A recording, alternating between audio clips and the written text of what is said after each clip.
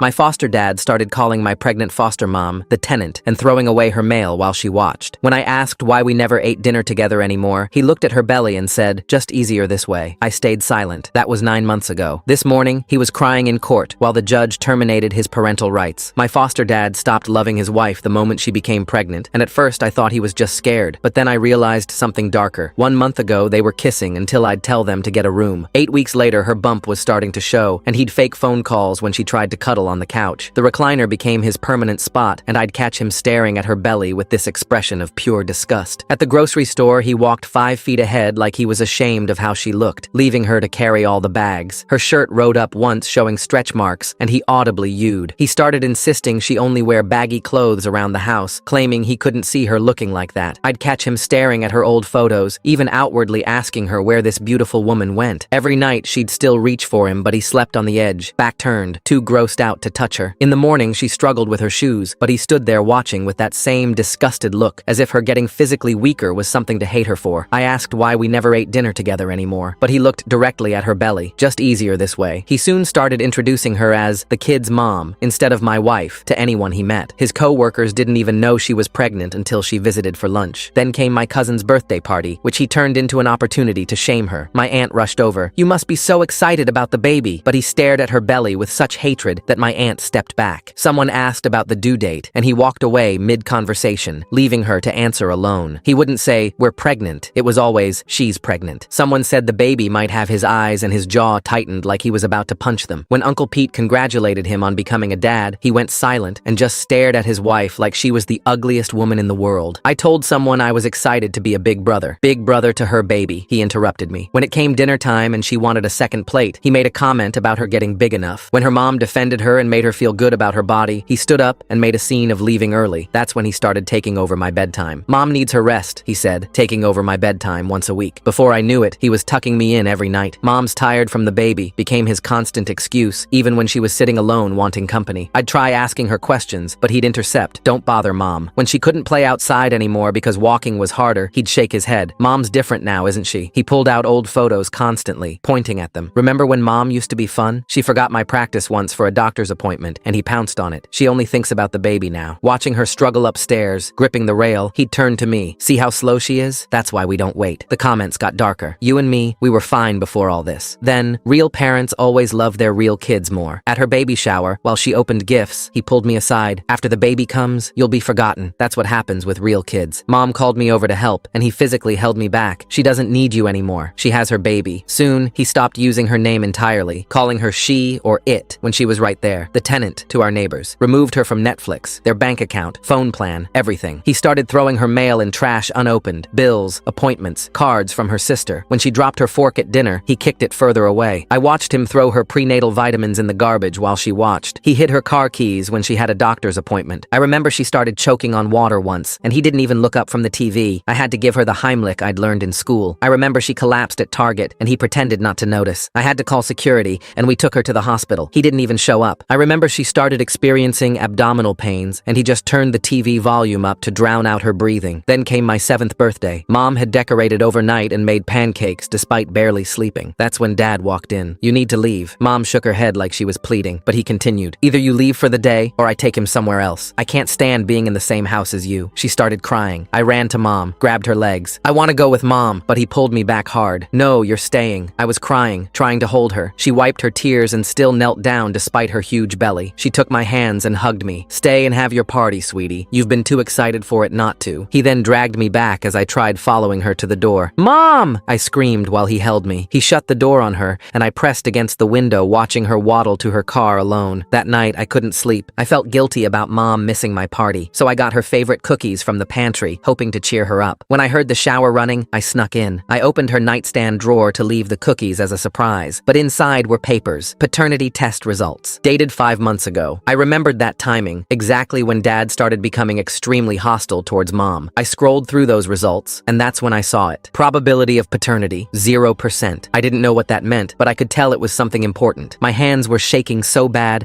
I could barely hold the papers straight. The water shut off in the bathroom, and I quickly grabbed Elena's phone from her nightstand and snapped 3 photos of the test results before shoving everything back in the drawer. I ran back to my room and jumped under the covers just as Elena walked past my door. floor. Through the crack under my door, I watched her shadow stop at her dresser, and then I heard this weird gasp. She must have opened that drawer because next thing I heard was her crying real quiet and saying something I couldn't make out. The next morning, Marcus was making his coffee while Elena threw up in the bathroom for like 10 minutes straight. He just turned the TV louder and kept watching sports highlights. I filled a glass with cold water and grabbed a washcloth from the hall closet and brought them to Elena, who was sitting on the bathroom floor looking super pale. She pulled me into this tight hug and I felt tears dropping on my head. At breakfast, Marcus dropped this bomb on us about me switching schools. Elena's fork hit her plate hard and she started to say something, but Marcus cut her off saying it was already done and I'd start Monday at some school 40 minutes away. Elena looked like she wanted to scream, but she just stared at her eggs. Later that afternoon, while Elena napped on the couch, I grabbed her phone and started scrolling through her texts. There were all these messages from someone saved as mom from like 2 months ago, begging Elena to come home and saying Marcus wasn't who she thought he was. The newer messages showed Elena asking for help, but then the replies just stopped completely. That weekend, Elena asked me to help fold the baby clothes she'd bought back when things were normal. Her hands shook when she pulled out this tiny pink onesie that said, "Daddy's girl," and she shoved it deep in the drawer like it burned her. She kept whispering stuff I couldn't really hear, except for one part about things not being meant to be. Monday night, Marcus came home with this stack of papers and made Elena sit at the kitchen table to sign them. I watched from behind the wall as she read through them, and her face went white as a sheet. She asked him straight up if this gave him full custody of me, if they separated, and his jaw got all tight, and he just told her to sign it. 3 days later was my first day at the new school, and the lady at the front desk kept saying how weird it was to get a transfer this late in the year from so far away. I memorized every street sign and landmark on that long bus ride, counting turns and watching for anything I could remember. The next week, Elena had her doctor appointment, and I begged to go with her. Marcus actually said yes, which surprised me. Dr. Hoffman took one look at Elena and asked about her weight loss and these bruises on her arms I hadn't noticed before. She sent me to the waiting room, but I could hear her asking Elena questions in this worried voice. Elena kept saying she just bruised easy and everything was fine. A few nights later, I heard Marcus on the phone in the garage, so I grabbed Elena's old tablet from behind the paint cans where I'd been hiding it and hit record. He was saying how Elena had nowhere to go because her family cut her off months ago and how my adoption wasn't final yet, and he needed more time to get everything in place. I put the tablet back and snuck to my room thinking about what he meant by getting things in place. That evening, I was doing my math homework at the kitchen table while Elena sat on the couch knitting a tiny yellow blanket for the baby. Marcus hadn't been home for dinner all week, and Elena kept looking at the door every time a car passed outside. She winced and grabbed her belly, and I ran over with the heating pad from the bathroom closet. She smiled at me while I plugged it in behind the couch and helped her position it against her back. She touched my face and said I was such a good boy and made me promise to always be good. The next morning, while Marcus was in the shower, I was looking for my library book in his office when I saw bank statements sticking out of the trash can. I wonder what Marcus is really trying to hide with those bank statements in the trash. There's something about the timing of finding those papers right after he talked about getting things in place that makes me think this goes deeper than just being a bad husband. I pulled them out and saw all these big withdrawals from their joint account with amounts like $500 and $800 every few days. At the bottom of the trash was Elena's debit card, cut into 4 pieces, and a letter from the bank saying her card was reported lost and a new one would be sent to the primary account holder. I put everything back exactly how I found it and went to school, but I couldn't stop thinking about how Elena had asked Marcus for grocery money yesterday, and he said they were tight on cash. That Sunday, James and Grace came over for dinner, and I helped Elena set the table while Marcus watched football in the living room. Elena was moving so slow, and James kept watching her with this worried look on his face. When we sat down to eat, Elena dropped her fork, trying to reach the salt, and Marcus grabbed it off the floor and put it on the counter. He told her she could eat with her hands since she couldn't handle utensils properly. James stood up so fast his chair scraped the floor, but Grace grabbed his arm and pulled him back down. Elena picked up her chicken with her fingers while tears rolled down her face, and nobody said anything for the rest of dinner. A week later, I woke up with a bad stomachache, and Elena let me stay home from school. She moved around the kitchen, slowly pulling out flour and sugar and her grandmother's old recipe box. She taught me how to cream butter and sugar together and showed me the exact way to roll the dough so the cookies would be perfect. She kept saying these recipes needed to be passed down and made me write everything in my notebook. We spent all morning baking, and she smiled more than I'd seen in weeks, even though she had to sit down every few minutes. Her phone buzzed on the counter, and I answered it because her hands were covered in flour. It was Rachel saying Elena needed to come in immediately about some concerning test results from her last appointment. Marcus walked in from the garage and took the phone from me and told Rachel that Elena was fine and they'd come to the regular appointment next week. He hung up and deleted the call from the phone history while Elena asked who it was, and he said it was just a telemarketer. The next day at school, I stayed after class and told Mrs. Smith that I was worried about my foster mom. She asked me gentle questions about what was happening at home, but I was scared to say too much because Marcus always said foster kids who cause trouble get sent away. She wrote her personal phone number on a piece of paper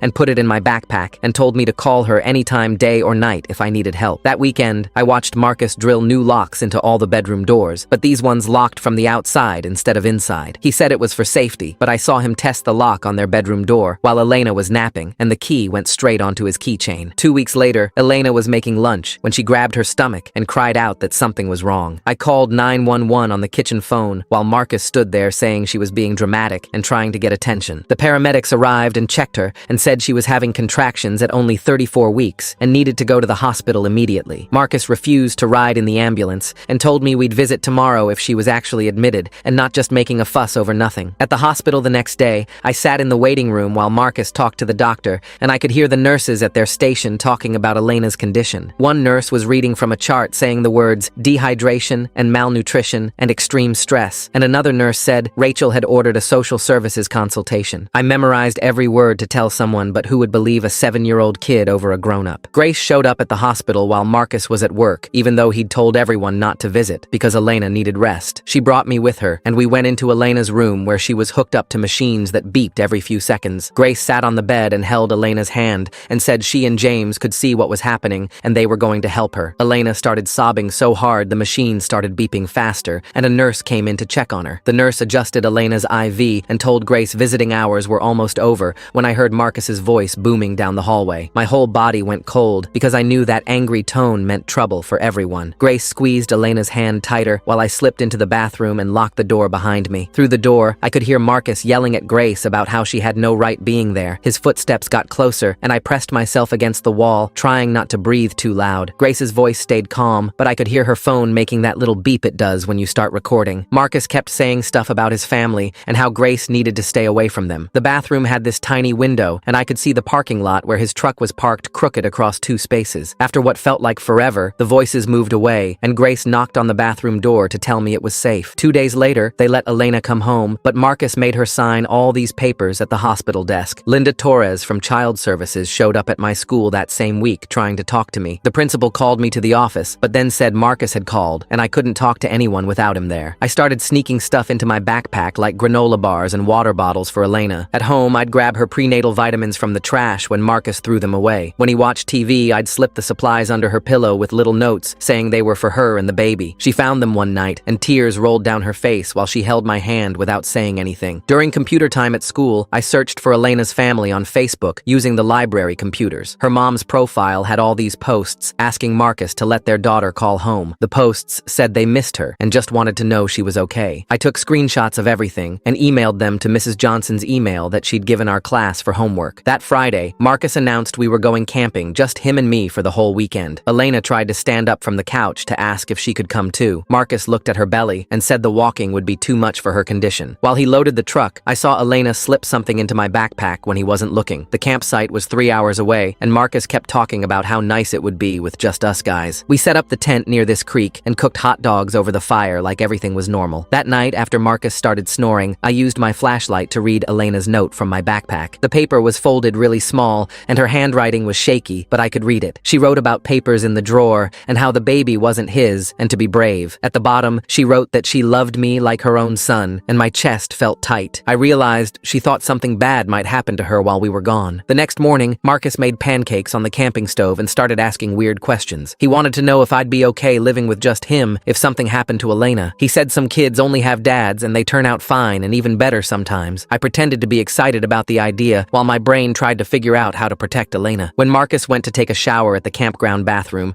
I grabbed his phone from the tent. I texted Mrs. Williams from his phone saying Elena needed help and to check on her. Marcus came back before I could delete the message, but he didn't check his phone right away. We packed up Sunday morning and drove home with him singing along to the radio like nothing was wrong. When we pulled into the driveway, I saw the front door was open, which made my stomach drop. Marcus stepped over his own doorstep, and I ran inside to find Elena on the bathroom floor. She was holding her belly, and there was water all over the tiles around her. Marcus literally stepped over her to get his keys from the kitchen counter while she moaned in pain. I grabbed the house phone and called 911, screaming our address over and over until they said help was coming. Marcus tried to grab the phone from me, but I ran outside to the front yard still yelling the address. The ambulance came in 8 minutes, but it felt like hours watching Elena on that bathroom floor. At the hospital, they rushed Elena to the delivery room and she begged them to let me stay with her. Marcus wouldn't go in because he said it wasn't his problem, but the nurses let me hold her hand. The doctor kept saying she was doing great, even though the baby was 5 weeks early. Elena squeezed my hand so hard it hurt, but I didn't let go even when she screamed. After 2 hours of pushing, the baby finally came out, and the doctor held her up for us to see. The baby had dark skin and curly black hair, and suddenly I understood everything about why Marcus hated Elena. The nurses cleaned the baby and wrapped her in a pink blanket while Elena cried happy tears. Elena named her Sophia and asked if I wanted to hold her first before anyone else. The baby was so tiny and warm,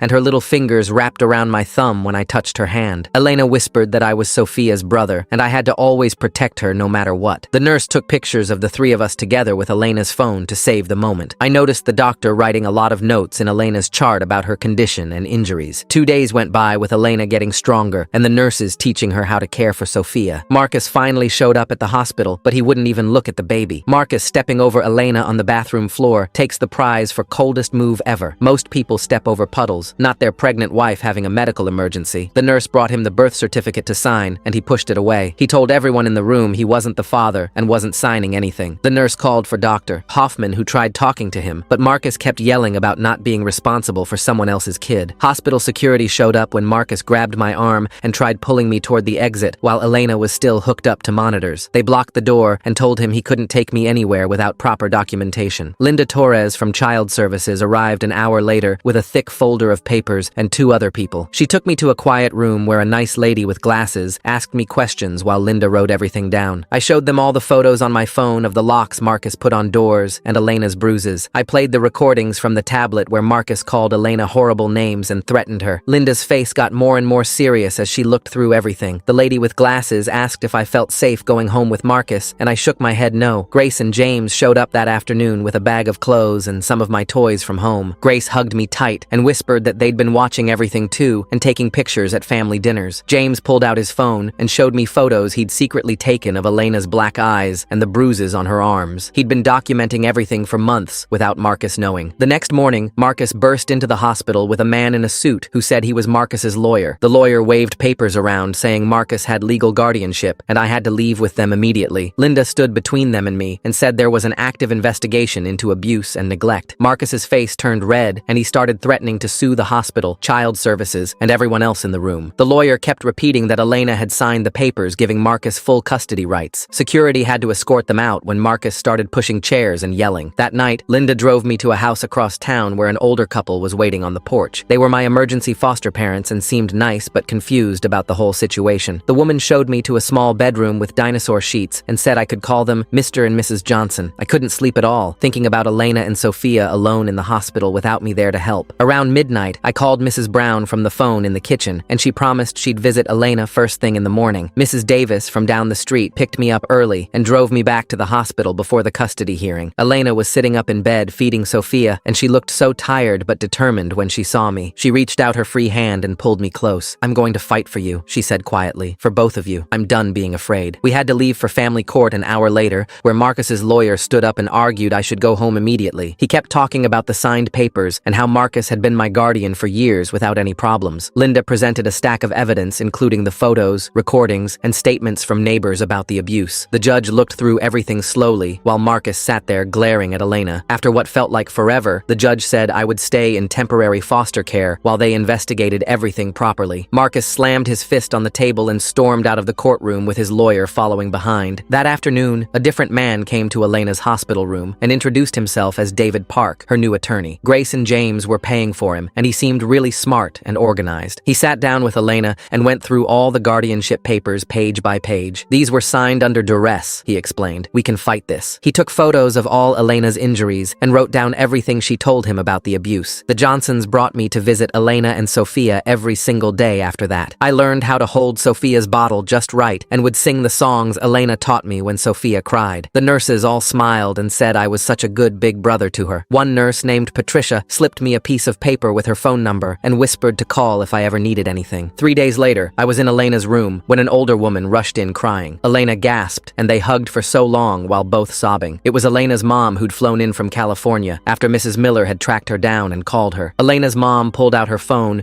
and showed Linda dozens of text messages from Marcus threatening her if she ever never contacted Elena. She had voicemails too, where Marcus said he'd hurt Elena if her mom tried visiting or calling. Elena hadn't known her mom had been trying to reach her for months because Marcus had been deleting all her messages and blocking her calls. A week later, Rachel sat in a conference room at the lawyer's office with stacks of medical records spread across the table. She pointed to Elena's weight chart, showing she'd lost 15 pounds during her pregnancy instead of gaining weight. The blood pressure readings got worse with each visit, and Elena had started showing signs of severe anxiety that Rachel had never seen before. Rachel pulled out photos she'd taken of bruises on Elena's arms during appointments and showed how Elena would flinch whenever anyone moved too fast near her. The lawyer recorded everything, while Rachel explained how Elena would cry through entire appointments and beg her not to call Marcus about anything. That same afternoon, Linda took me to meet with a child psychologist at a building downtown with toys everywhere. The therapist had me play with action figures while asking questions about home, and I showed her how Dad would push Mom away when she tried to hug him. I built a house with blocks, then knocked down the Mom figure's room, saying that's what Dad did with Mom's stuff. The therapist wrote notes as I acted out dinner time with the Dad figure sitting far away from everyone else and the Mom figure crying in the corner. I told her about the time Mom fell down the stairs and Dad stepped over her to get to the kitchen. Meanwhile, Marcus had driven to our house with a moving truck while Elena was still recovering in the hospital. The neighbors saw him throwing Elena's clothes into garbage bags and called the police, but Marcus showed them the deed with only his name on it. James and Grace got there just as Marcus was dragging Elena's grandmother's rocking chair to the curb, along with all the baby furniture they'd bought together. Grace grabbed photo albums and Tyler's school projects from the trash, while James loaded what he could save into his truck. Marcus had already changed all the locks and removed Elena's name from the mailbox by the time they left, with 2 trucks full of her belongings. 3 days later, Elena's mom wheeled her out of the hospital with baby Sophia wrapped in a hospital blanket, since Marcus had thrown away all the baby clothes. They took a taxi to the hotel where Elena's mom had been staying, and Elena collapsed on the bed still wearing the same clothes from the hospital. The hotel manager brought up a portable crib someone had left behind, while Elena's mom went to buy formula since Marcus had canceled the credit cards. Elena tried calling about her car, but discovered Marcus had already reported it stolen and had it towed from the hospital parking lot. Her mom showed her the divorce papers that had been served at the hospital, claiming Elena was an unfit mother who had cheated and abandoned her foster child. The papers demanded full custody of me and stated Elena owed Marcus money for emotional damage and fraudulent marriage. Elena could barely hold Sophia while reading about how Marcus described her as mentally unstable and dangerous to children. 2 weeks passed before I figured out which hotel Elena was staying at by listening to Linda's phone calls. I waited until the foster family was asleep, then climbed out the bedroom window and walked 6 blocks to the bus stop. The bus driver almost didn't let me on until I showed him the emergency $20 bill Linda had given me for situations like this. I knocked on Elena's hotel room door, and she answered holding Sophia with dark circles under her eyes. We spent the whole afternoon on the hotel bed with Elena's mom making sandwiches while I held Sophia and taught her to grab my finger. Elena kept apologizing for everything, but I told her about the paternity test I'd found and how I knew Dad had been planning this. Her mom took pictures of us together, and Elena said this felt like what family was supposed to be. Nobody mentioned that I'd have to go back to foster care in a few hours, or that Marcus was trying to take me away forever. David's law office had papers stacked to the ceiling when Elena and her mom arrived for their appointment the next morning. David had already filed counter motions for divorce with Elena as the victim of domestic abuse and financial control. He submitted custody petitions for both me and Sophia,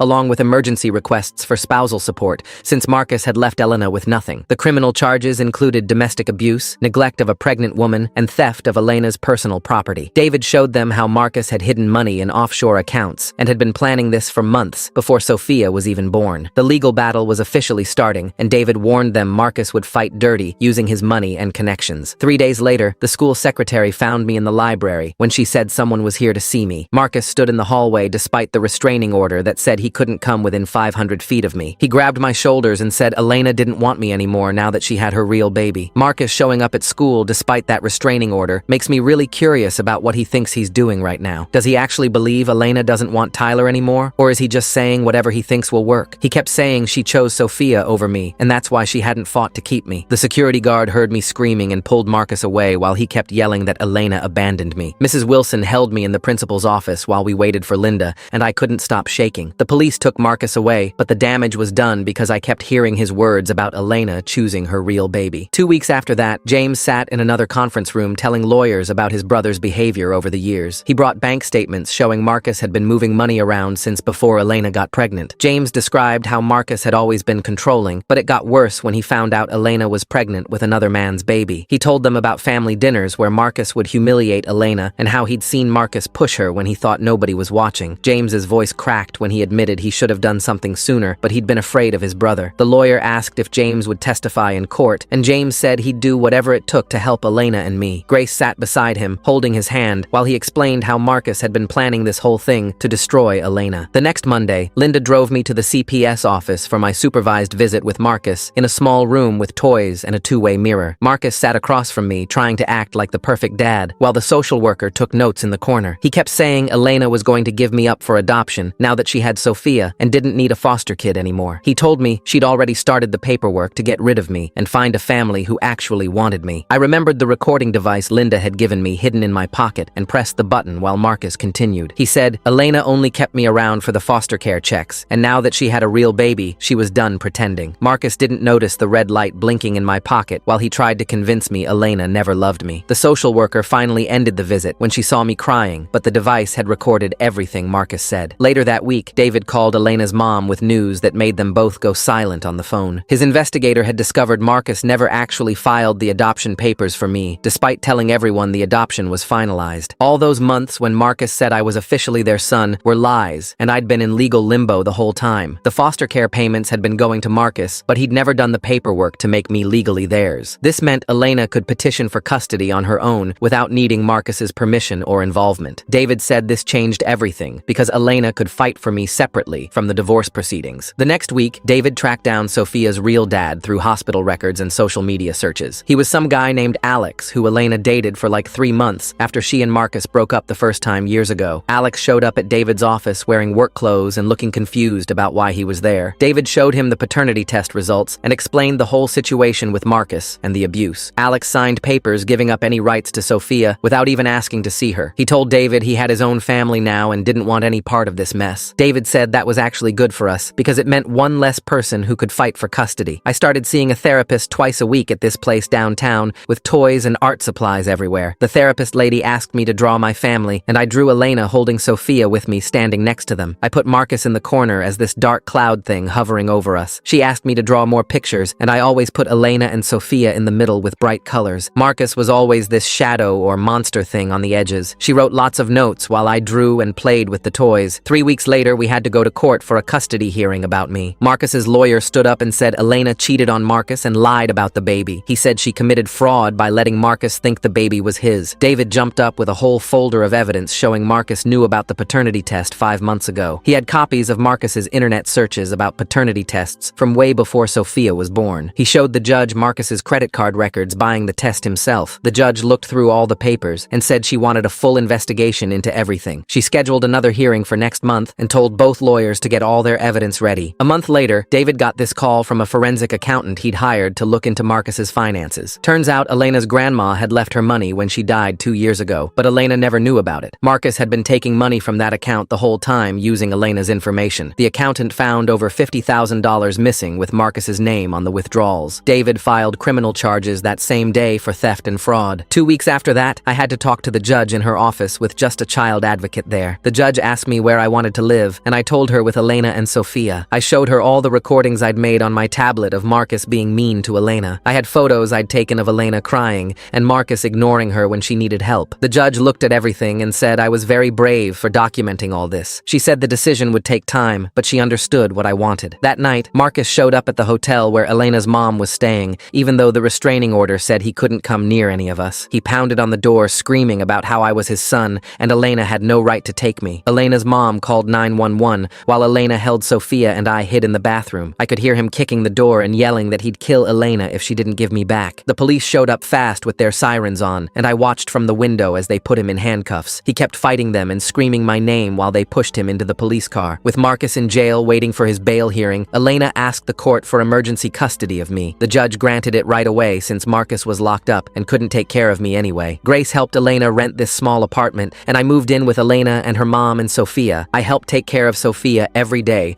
while Elena was still recovering from everything. I read her stories at night and helped make her bottles the way Elena showed me. I'd sing the songs Elena taught me when Sophia was crying. Elena's mom cooked food from their country that smelled amazing and made the apartment feel like home. 2 weeks later, Marcus's parents paid his bail and got him out of jail. They believed everything he told them about Elena being a cheater who stole their grandson. They filed papers asking for grandparent rights to see me, even though they'd barely visited before. David said this made everything more complicated, and the legal battle could go on for months now. Then 3 days later, this woman showed up at David's office saying she was my real mom and wanted me back. David did some digging and found out Marcus had contacted her and offered her money to file for custody. She'd abandoned me when I was 2 and hadn't tried to see me in 5 years, but legally, she was still my birth mother, and that gave her rights that Elena didn't have yet. That night, I woke up screaming because I dreamed this lady I'd never seen before was dragging me away from Elena while Sophia cried and cried. Elena rushed into my room and sat on the floor next to my bed, holding my hand until morning. She kept saying we'd figure it out, but her eyes were puffy, and I knew she'd been crying too. The next night, the same dream came back, except this time Marcus was there laughing while the woman pulled me into a car. Elena brought her pillow and blanket and slept on my floor for the rest of the week. Every time I woke up scared, she'd grab my hand and whisper that she'd fight for me no matter what. Linda called David the next morning saying she'd done some digging on my birth mother. She'd found arrest records in 3 different states for drug possession and child abandonment charges from when she left 2 other kids with relatives and never came back. Linda wrote in her report that placement with her would be dangerous, but legally, she still had to do the assessment since parental rights hadn't been terminated yet. 2 weeks later, we had to go to Marcus's criminal trial, and I had to sit in that big chair next to the judge and tell everyone what happened. I told them about the locks on the cabinets and how he wouldn't let Elena eat. I told them about hiding her medicine and making her walk to the hospital alone. I told them about stepping over her when she was on the bathroom floor in labor. Marcus sat at his table staring at me the whole time with this look like he wanted to hurt me. His lawyer kept trying to make it sound like I was confused or making things up, but I just kept telling what I saw. The prosecutor showed pictures of the locks and the empty medicine bottles in the trash that I'd taken with Elena's phone. 3 months went by with court dates and meetings and more court dates. Elena found a job at a daycare where she could bring Sophia, and I'd go there after school instead of going home. We'd play with the little kids and help clean up while Elena worked. Grace and James kept giving Elena money for David's fees, even though she tried to say no. We were building something that felt normal, even with all the legal stuff happening. My birth mother was supposed to come for her first supervised visit at the CPS office, but she never showed up. Marcus's parents, thinking their son is the victim here, shows that denial runs in the family tree like a really stubborn genetic trait. Birth mom wanting money to take back the kid she ditched 5 years ago. Linda waited 2 hours and documented everything. The second visit, she called an hour late saying her car broke down, but Linda checked and she'd been arrested that morning for shoplifting. The third visit, she just didn't come or call at all. Her lawyer sent David a letter saying he was withdrawing from her case because she wouldn't return his calls. Linda started putting together paperwork for abandonment and said this would help our case. Then Marcus's parents hired some guy to follow us around and take pictures. I saw him outside the daycare taking photos of Elena carrying Sophia to the car. He talked to our neighbors, and one of them mentioned seeing me climb out my window that night to go to Elena's apartment. Marcus's lawyer filed papers saying Elena was encouraging me to break rules and run away. Elena's health started getting better once she wasn't stressed all the time. She gained weight back and her skin wasn't so pale anymore. She smiled more and started talking about going back to school online. At night, after Sophia went to sleep, we'd sit at the kitchen table and I'd help her with her homework while she helped me with mine. She was taking classes to finish her degree in early childhood education. Mrs. Moore from school had to go to court as a witness for Elena. She brought this whole folder of papers showing all the times I'd come to her worried about Elena and how my grades were good and I never got in trouble. She told the judge that anyone who said Elena wasn't my real mom didn't understand what real meant. Marcus's parents' lawyer tried to make her look bad, but she just kept showing more evidence of how well I was doing with Elena. Finally, the criminal trial verdict came and Marcus was found guilty of domestic violence and violating the restraining order. The judge sentenced him to 18 months in prison and he had to take anger management classes. His parents stood up and yelled that they'd keep fighting for custody of me. The bailiff had to make them leave. Marcus turned and looked at me one more time before they took him away in handcuffs. 6 months after Elena and I had moved into our apartment, David filed papers to terminate Marcus's parental rights based on his criminal conviction and all the documented abuse. He said it would take months more, but it was the first step toward Elena being able to adopt me legally. Summer ended and I walked into my old school wearing the new backpack Elena bought me. Kids from my old class crowded around asking where I'd been. I told them I lived with my mom and baby sister now. Some parents whispered to each other when they saw Elena at pickup, but I didn't care. 2 weeks later, we got a court summons saying Marcus's parents were suing for grandparent rights. They claimed Elena was keeping me from them on purpose. The hearing was set for October, and Elena spent nights going through papers with David. When the court date came, Grace and James showed up to testify. Grace told the judge how Marcus's parents knew he was hurting Elena, but never said anything. James showed texts where they told him not to interfere in Marcus's marriage. The judge asked Marcus's parents why they never reported the abuse. They couldn't answer. The petition was denied, and Marcus's dad stood up yelling that this wasn't over. Security had to escort sort them out. That night, Sophia started crawling for the first time. She pushed herself up on her hands and knees and moved straight toward me. Elena grabbed her phone and recorded it. Sophia reached my feet and grabbed my sock, pulling herself closer. I helped her sit up, and she smiled so big. We spent the next weekend putting locks on cabinets and covers on outlets. Sophia followed me everywhere, using furniture to pull herself along. 3 weeks later, Linda called with news about my biological mother. She'd agreed to give up her parental rights if Marcus's parents paid off her debts. They sent $30,000 to her creditors, and she signed the papers. Linda filed them with the court the same day. One more barrier gone, Elena said, but then everything went bad again. A CPS investigator showed up at our door saying they'd received a complaint. Marcus had written from prison claiming Elena was neglecting me. The investigator asked to see my room and looked through our fridge. She interviewed me alone for an hour, asking about meals and bedtime and school. Elena had to show bank statements proving she could support us. The investigator checked Sophia's crib and our medicine cabinet. She took pictures of everything. After she left, Elena sat on the couch and cried. I'd never seen her that scared before. We waited 3 weeks for the results. David called saying not only did CPS find no problems, they recommended speeding up the adoption. The investigator wrote that our home was loving and stable. She noted how I called Elena mom without prompting. 8 months of legal fights, and we were closer, but Marcus still had rights. In March, I won an award at school for an essay about family. I wrote that DNA doesn't make someone your parent, love does. Elena and her mom cried when I read it at the assembly. Sophia clapped even though she didn't understand. The principal said it was the best essay a second grader had ever written. Elena framed the certificate and hung it in our living room. 2 days later, she drove to the state prison to see Marcus. She offered to drop the fraud charges if he'd sign away his rights to me. I waited at Grace's house playing video games but thinking about what was happening. Elena came back looking tired. Marcus had called me his property and said he'd never let her have me. She was quiet at dinner, but I could see her thinking. The next morning, she called David about other options. Grace and James filed paperwork to become my official godparents that week. They included letters from teachers and neighbors supporting them. The court approved it in April, giving me backup guardians if anything happened to Elena. Then Marcus's parents tried one last time. They showed up at Elena's work with a cashier's check for $100,000. Elena's co-worker heard them say they'd pay her to give me to them. Elena tore up the check in front of them. They said they'd drain her money in court until she gave up. That night, Elena's mom called from California. She was selling her house to help pay for lawyers. Elena tried to refuse, but her mom had already listed it. The house sold in 2 weeks, and the money went into David's trust account for legal fees. 10 months of court dates and lawyer meetings wore Elena down until her clothes hung loose on her body. I started making her breakfast every morning while she fed Sophia, packed both their lunches, did laundry after school, and cleaned the kitchen after dinner. The dark circles under Elena's eyes got worse each time Marcus's parents filed another motion. They wanted overnight visits, then weekend custody, then full guardianship, claiming Elena was an unfit mother. David filed response after response, each one costing thousands from Elena's mom's house money. I watched Elena count bills at the kitchen table, her hands shaking as she moved money between envelopes marked rent, food, and legal fees. She stopped eating dinner most nights, giving her portions to me and Sophia. I started hiding granola bars in her purse and making extra sandwiches for her lunch. The hearing for grandparent rights finally came after 6 months of delays. Marcus's parents brought 3 lawyers and sat there in their expensive clothes while Elena had just David. The judge listened to their arguments about their rights as grandparents, how they deserved access to me. David stood up with a thick folder of evidence. He showed the judge photos of my bruises, the hospital records, the police reports they never filed when I begged them for help. He read my old texts, asking them to make Marcus stop hurting me. The judge's face got harder with each piece of evidence. Marcus's parents tried arguing they didn't know how bad it was. The judge cut them off and said they had failed to protect me from abuse they clearly knew about. She ordered them to pay all of Elena's legal fees and denied their petition for any visitation rights. They stormed out yelling about appeals while their lawyer shook his head. 3 days later, we went to the park for a picnic with Elena's mom, who had flown in from California. Sophia crawled on the blanket grabbing at grass while I helped set out sandwiches. Elena actually smiled for the first time in weeks, lying back on the blanket watching clouds. An older woman walking her dog stopped to comment how cute Sophia was, then looked at me helping Sophia stand. She said we had the same stubborn chin and way of tilting our heads. Elena's mom laughed and agreed we acted like real siblings. For one afternoon, we felt like a normal family eating sandwiches and playing frisbee. David called that evening saying he was ready to file for termination of Marcus's parental rights. He had everything documented, including the criminal conviction, the proven abuse, Marcus refusing visits for 8 months, and 0 financial support. The judge scheduled the final hearing for 6 weeks out. Elena threw up after hanging up the phone from nerves. 2 weeks before the hearing, Marcus got jumped in prison and ended up in the hospital with broken ribs. His parents went to every news station with photos of him bandaged up, saying the stress of losing me caused his attack. They painted Elena as a vindictive woman who stole their grandchild and turned their son into a target. it. The story went viral online with people who didn't know the real story attacking Elena. Our mailbox filled with hate mail calling her a homewrecker and kidnapper. People found her Facebook and left death threats. Someone spray-painted baby thief on our car. Elena started packing suitcases one night, saying we should just disappear and start over somewhere new. The timing of Marcus getting hurt in prison right before the hearing seems awfully convenient for his parents' media campaign. I wonder if they knew this would happen and had their story ready. I unpacked everything while she cried on the bed. I told her we don't run from bullies because that's what she taught me when Marcus scared me. She held me tight and we stayed. Grace and James saw the news coverage and got angry about the lies. They posted all their evidence online, including videos they'd secretly recorded of Marcus hitting me, photos of my injuries, and screenshots of him admitting the abuse in texts. They wrote a long post about watching their nephew get abused and feeling helpless. The story shifted overnight as people saw the truth. 3 women from Marcus's college came forward saying he'd abused them too. One had a restraining order from sophomore year. Another had hospital records from when he broke her wrist. The news stations had to issue corrections. The final termination hearing arrived on a cold Tuesday morning. Marcus appeared on a video screen from prison in his orange jumpsuit. He tried to cry, but no tears came as he talked about being a changed man who deserved another chance. He said he loved me and made mistakes, but wanted to be my father. The judge asked if anyone else wanted to speak. I raised my hand and David helped me stand. My voice shook, but I looked right at the screen and told the judge that Marcus never loved me, just used me to hurt Elena. I said Elena was my real mom because she chose to love me even when it cost her everything. The judge thanked me and said she would review everything and issue her decision within a week. That week felt like a year with Elena unable to eat or sleep. I made her toast she didn't touch, and Sophia seemed to sense the stress, crying more than usual. Linda found me sobbing in my closet one night, scared they would make me leave the only real family I'd ever had. She held me and promised she'd already recommended Elena for permanent custody. Friday afternoon, David called saying the judge made her decision. We drove to the courthouse with Elena's hands shaking so bad she couldn't buckle her seatbelt. The judge read her decision stating Marcus's parental rights were terminated based on severe abuse, criminal conviction, abandonment, and failure to provide support. Elena collapsed into the chair, sobbing with relief, while I jumped into her arms. Even Sophia started laughing and clapping like she understood we were finally safe and officially a family. Linda started the adoption paperwork right there in the courthouse hallway, while Elena was still wiping tears from her face. Over the next few weeks, Linda fast-tracked everything she could, calling in favors from judges and pushing through the home study faster than anyone thought possible. Grace and James wrote reference letters saying how Elena had protected me when nobody else would. Rachel wrote about Elena's strength during pregnancy and how she always put me first. Mrs. Smith from next door wrote about seeing Elena teach me to ride a bike and help with homework every night. The background checks came back clean, and Linda scheduled meetings with adoption specialists who all agreed this was the best outcome. Elena had to fill out hundreds of forms about her income, her apartment, her family history, everything. I helped by organizing all the papers into folders and making sure she ate when she got too focused on the paperwork. One afternoon, Linda called to say we needed to pick my new legal name for the adoption certificate. Elena said I could keep my first name or change everything if I wanted. I thought about it for 3 whole days, writing different combinations on notebook paper. Finally, I told her I wanted to be Tyler James Park Martinez, taking her maiden name Park and adding Martinez from her mother's side, plus James for the uncle who stood up for us in court. Elena cried when I explained I wanted a name that showed who really loved me. 3 months passed with more meetings, more paperwork, and more waiting until finally the adoption day arrived. The courtroom was packed with everyone who had supported us, including Grace, James, Rachel, Linda, Mrs. Smith, and even some nurses from the hospital. The judge read through all the documents and asked Elena if she understood she was taking full legal responsibility for me forever. Elena said yes, so loud that Sophia jumped in her carrier. Then the judge asked me if I wanted Elena to be my legal mother, and I practically shouted yes before she finished the question. The judge smiled and signed the papers, making it official, then let me bang the gavel, which is tradition for adoption cases. Sophia started babbling, and it sounded exactly like she was saying tie-tie, which became her first real word right there in the courtroom. Everyone clapped and took pictures, while Elena held me so tight I could barely breathe. At the adoption party that afternoon at a pizza place, Elena asked me to stand up because I had something to say. I pulled out a letter I'd been writing for weeks and read it to everyone but mostly to her. I told her she chose me when I was broken and fought for me when I had no voice and loved me when my blood family didn't. I said she wasn't my foster mom or adoptive mom anymore, just my mom. Elena was crying so hard she couldn't talk and just pulled me into another hug while everyone else was wiping their eyes too. 6 months after the adoption, we moved to a bigger apartment with 3 bedrooms so Sophia and I could each have our own space. Elena's mom had moved in permanently to help with everything, and we spent a whole weekend painting Sophia's room pink while Elena and I painted mine blue. Elena watched us work together and said our family didn't look traditional, but it was perfect for us. By the time time I started middle school, I felt confident and secure in a way I never had before. When kids asked about my dad, I just said matter-of-factly that I didn't have one, but I had the best mom and sister in the world. I was still going to therapy, but only once a month now, instead of every week. The therapist said I was processing everything really well, and that having a stable home made all the difference. One afternoon, a letter arrived with Marcus's prison return address on it. I asked Elena to read it first in case it said something bad, but she looked at the envelope and threw it straight in the trash without opening it. She said he had no power here anymore, and we should go plant a garden instead, something that would actually grow. We spent the rest of the day planting tomatoes and flowers in the little patch of dirt behind our apartment building. A few weeks later, I was playing on the floor with Sophia when she suddenly stood up and took her first real steps, going from Elena to me. I caught her and spun her around while she giggled, and Elena's mom grabbed her phone to record it. Elena whispered, "My babies," while watching us play together, and I realized she meant both of us equally. For a school assignment about resilience, I decided to interview Elena about her own childhood and what made her so strong. I asked her about growing up and her dreams and how she found the courage to fight for us. When I told her she was my hero, she started crying and said I was hers for being brave enough to speak up and save us all. On Sophia's second birthday, I helped her blow out the candles, and that night, it was my turn to tuck her into bed. I sang her the same lullabies Elena had taught me, the ones in Spanish from Elena's mom. Elena stood in the doorway watching with her mother beside her, and when I finished Sophia's song, I walked over to them. "We made it," I said, and the three of us stood there together looking at Sophia, sleeping peacefully in her crib. We were a family forged by choice instead of blood, tested by fire and Marcus's cruelty, but we were stronger for it. Elena pulled me close and kissed the top of my head, while her mother wrapped her arms around both of us. Outside the window, the garden we'd planted was starting to bloom with tiny green shoots pushing through the soil. Sophia stirred in her sleep and mumbled, "Tai-tai," which still made me smile every time. This was our family, our home, our future, that we'd build together one day at a time. All right, time to wrap up this wild ride. Appreciate you letting me drop my clever bits along the way. If you made it to the end, drop a comment. I love reading all your comments.